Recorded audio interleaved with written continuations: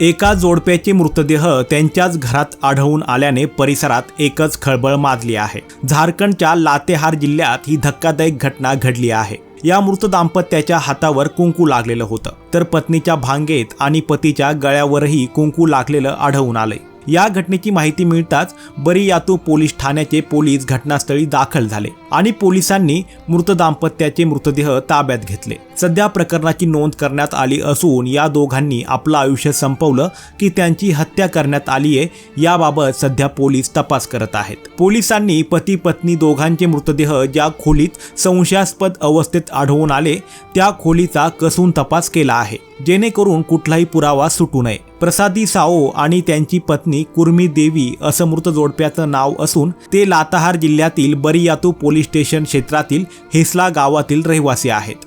मयत दाम्पत्य मुलापासून वेगळे दुसऱ्या घरात राहत होते।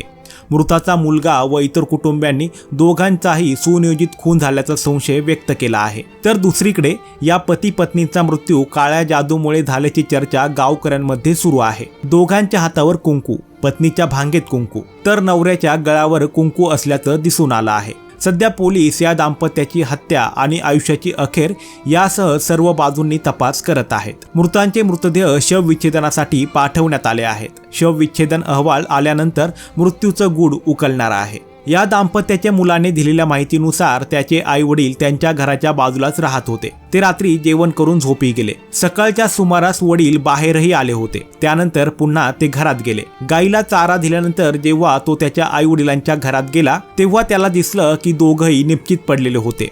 आवाज दिल्यावरही दोघांपैकी कोणीही प्रतिक्रिया दिली नाही। त्यामुळे त्यांना तात्काळ रुग्णालयात दाखल करण्यात आलं। तिथे डॉक्टरांनी त्यांना मृत घोषित केलं। ना घरात काही वादविवाद होता, ना कोणाशी त्यांचं वैर होतं असंही मुलाने सांगितलं।